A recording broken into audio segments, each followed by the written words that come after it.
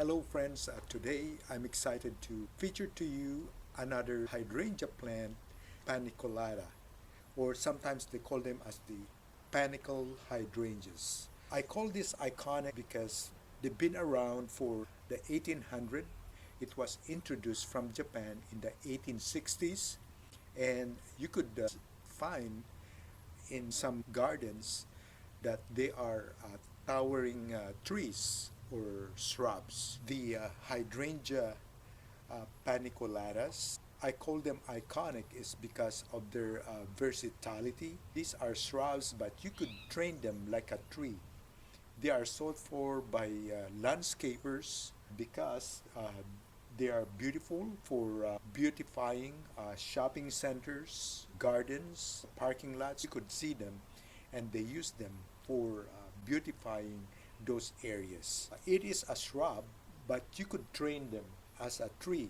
The one I have in our yard, I trained this like a tree form. You could make just a single trunk and then trim it on the top to form an umbrella form or a round form. The one I have here is the grandiflora variety, or sometimes they call them as a PG. It starts from a white to greenish color, as you could see on the one of these. I could show you the one I'm talking about. So if you could see this one over here is still a whitish greenish color, okay? Today is the last day of summer. That's why these are beautiful. And now flowers are changing into like a with a blush of pinkish color and some greenish color because it changes into color, and the flowers are perfect for using as a floral arrangement, and they can also be used as a dried flower arrangement. When you use a dried flower arrangement, make sure you have to select the matured flowers, not the newly formed flower, but you selected a matured one, maintains the color. They are so versatile. I have 7 plants in my yard. I love this hydrangea because they are so beautiful, and they're also carefree, like the oak leaf hydrangeas that I featured them to you last time, and also they're the hardiest of all the hydrangeas.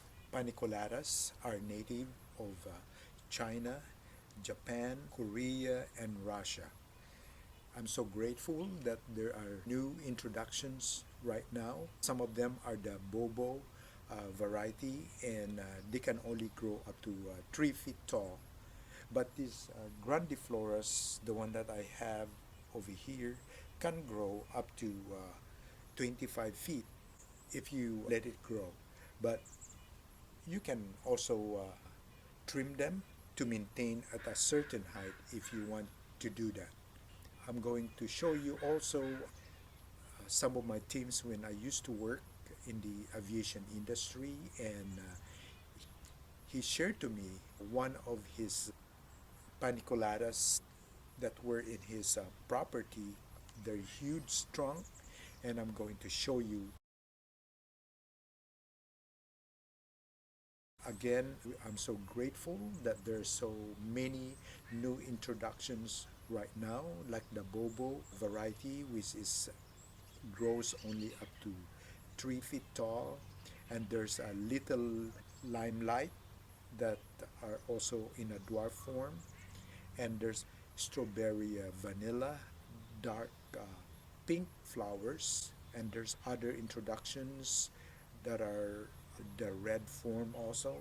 When you plan in using this hydrangea flowers as a dried flower arrangement, make sure that you put 1 inch of water in a container or a vase, and then put the flowers.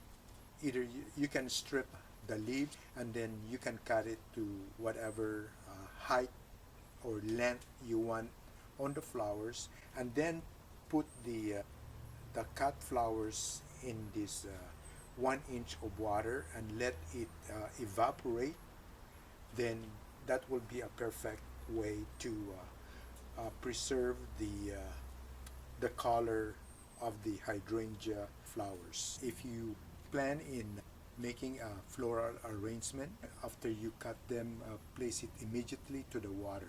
That way, it will maintain the freshness of the flower. And the best time to cut flowers is early in the morning. Now I'm going to show you on how to make a simple floral arrangement. And I selected a nice vase over here. You can use any kind of vases. It's up to your imagination on how you want to create a floral arrangement. First thing what I have to do is to measure whatever length I would like to put these hydrangea flowers in the flower vase. I measure it just like that there. So I'll cut it,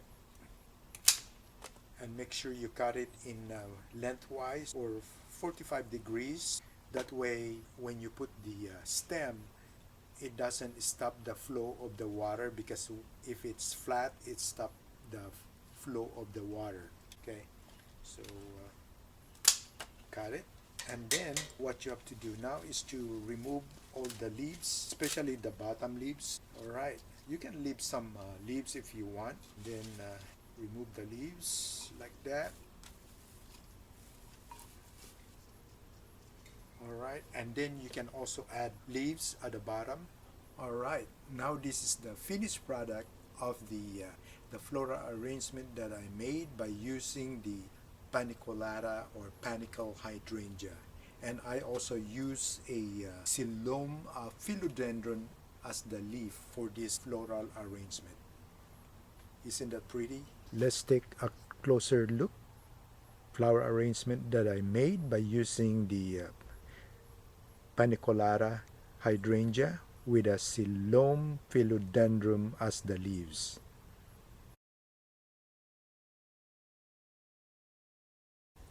Now I'm going to show you on how to propagate a Paniculata hydrangea. These are the leftovers from the cut flowers that I use for making a floral arrangement. I don't put to waste, so you could use them as a cutting to produce a new plant.